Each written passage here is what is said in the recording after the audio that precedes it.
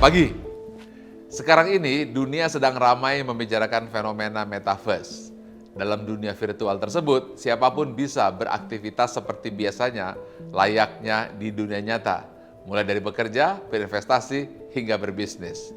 Inilah sebuah contoh bagaimana teknologi akan terus berkembang di dalam era e-government. Tapi ini hanyalah masalah waktu, dan itu akan datang silih berganti.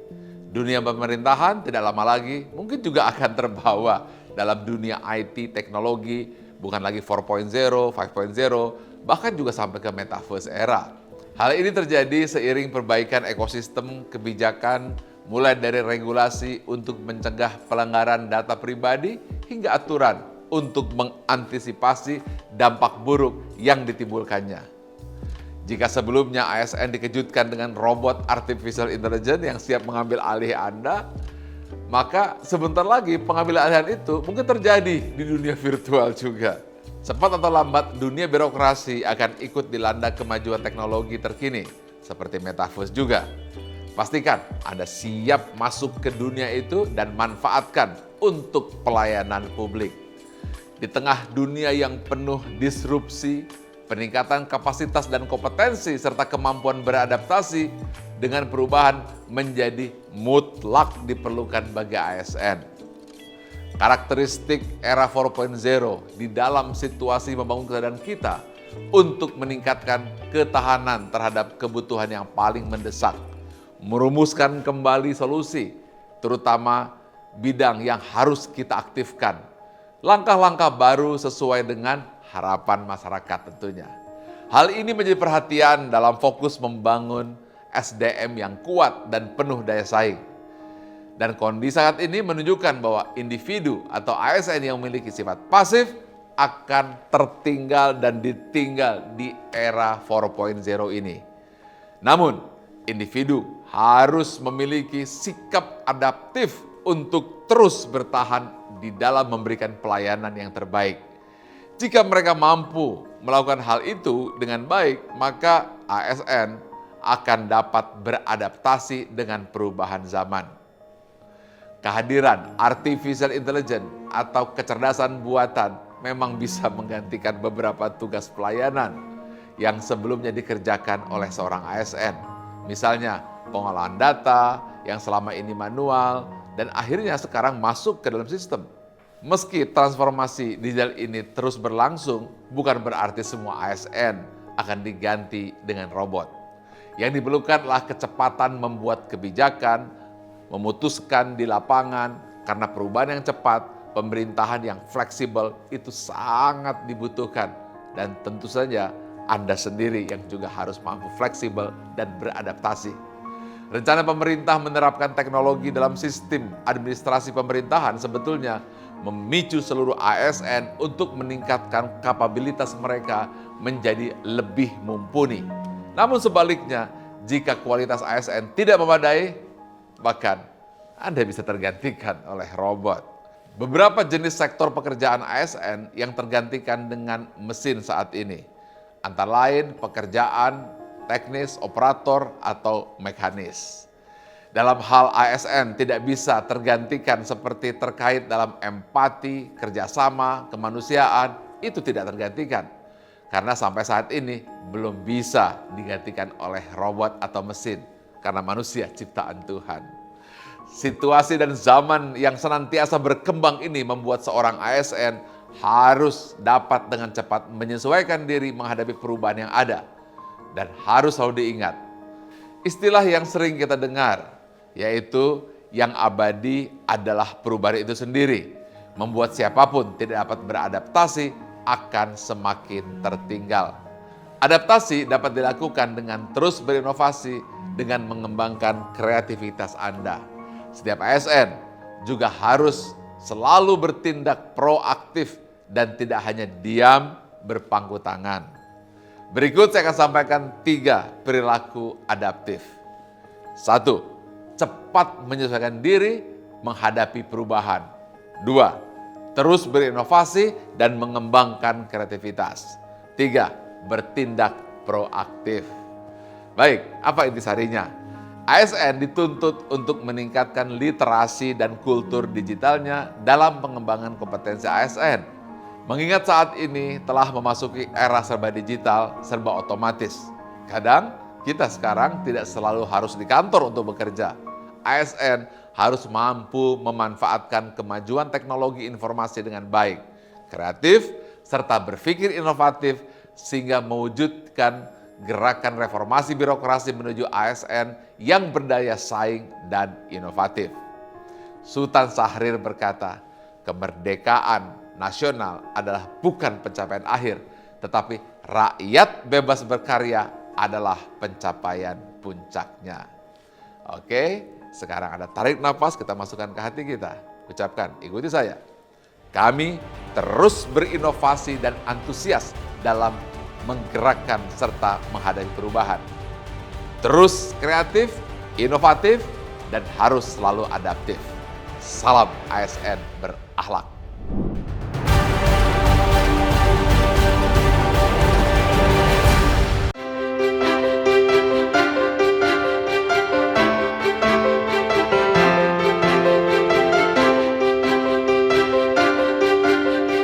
Semangat pagi! Salam berakhlak. Insan Badan POM, kini kita akan masuk ke nilai berakhlak yang selanjutnya, yakni adaptif. Gerakannya, kedua tangan Anda mengepal di depan dada seperti ini, menggambarkan sikap dan tindakan tanggap dan tangkas menghadapi perubahan. Demi mewujudkan pelayanan prima yang dinamis, serta membuat birokrasi yang mampu beradaptasi terhadap perubahan, cepat dalam proses pelayanan dan pengambilan keputusan. Badan POM tentunya harus adaptif dengan perkembangan zaman yang semakin maju. Dan nilai adaptif ini sejalan dengan budaya kerja pikir yang sebelumnya telah ada di Badan POM. Inovatif, yakni berinovasi, berorientasi ke depan, berkesinambungan.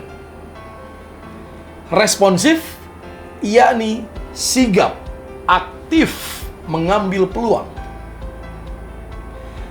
Selanjutnya, kita akan bahas apa saja perilaku konkret dan kontekstual dari adaptif yang ada di Badan POM. Seperti tayangan berikut ini, adalah contoh perilaku yang harus di-stop jika ingin menjaga nilai adaptif di Badan POM. Mari kita lihat tayangannya bersama-sama.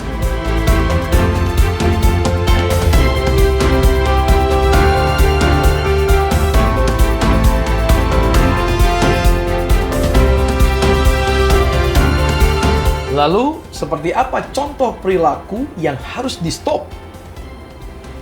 Pertama, melakukan perubahan terkait pelaksanaan tugas tanpa persetujuan atasan.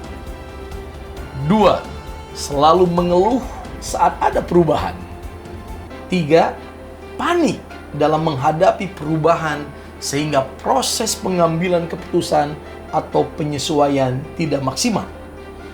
4. Melakukan plagiat dan tidak menyertakan sumber data dan informasi dalam menyusun ide perbaikan. 5. Tidak melakukan penyesuaian saat melakukan inovasi sehingga kurang atau tidak efektif dan efisien. 6. Meremehkan ide inovasi orang lain. 7. Menunda inovasi dengan berbagai alasan. 8. Mempengaruhi pihak lain untuk merespon perubahan dengan cara yang kurang efektif. 9. Mengeluh kondisi pekerjaan tanpa memberikan ide solusi. Dan berikut ini adalah contoh perilaku yang harus di-keep untuk menegakkan nilai adaptif. Mari kita lihat tayangan berikut ini.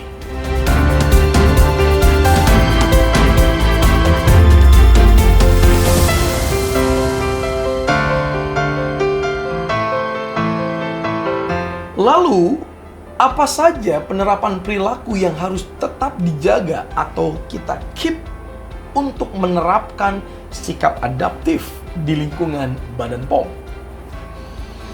Yang pertama, tanggap terhadap perubahan dan mencoba menjalankannya dalam lingkup pekerjaan. 2. Menerima perubahan sistem atau teknologi serta memahaminya secara cepat. 3. Membantu rekan kerja untuk belajar menggunakan sistem atau teknologi baru. 4. Menyampaikan ide-ide perbaikan yang terkait dengan bagiannya. 5. Memperhatikan nilai, kaidah, norma, dan aturan yang berlaku dalam berinovasi. 6. Memanfaatkan perkembangan teknologi untuk membantu pekerjaan. 7. Memperhatikan kebutuhan sumber daya yang dibutuhkan untuk menerapkan inovasi. 8. Mengajak rekan kerja dan bagian lain untuk beradaptasi dengan perubahan. 9. Berdiskusi dengan rekan kerja untuk mendapatkan ide-ide baru. Dan untuk meningkatkan sikap adaptif, berikut ini adalah perilaku yang bisa insan Badan POM semua mulai atau start. Bisa kita lihat seperti tayangan video berikut ini.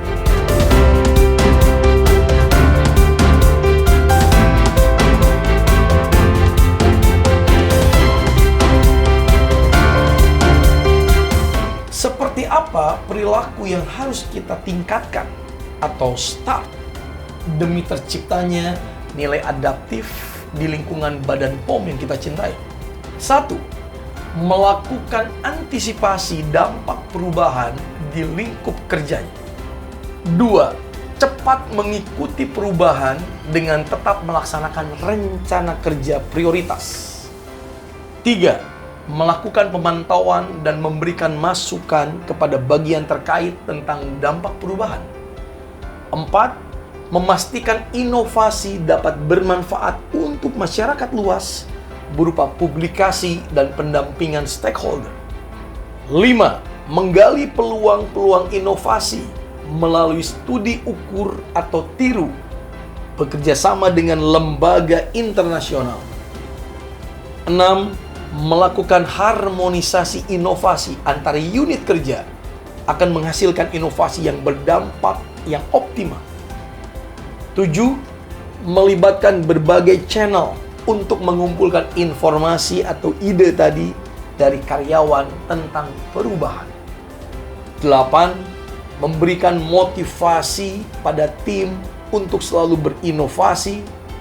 9. Memberikan masukan dan atau ide tambahan untuk menyempurnakan sistem baru yang telah ada.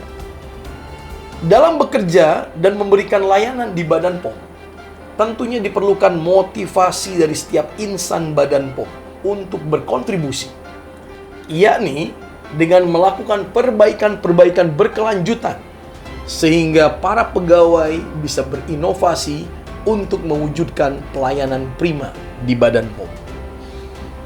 Inilah nilai adaptif. Salam berakhlak.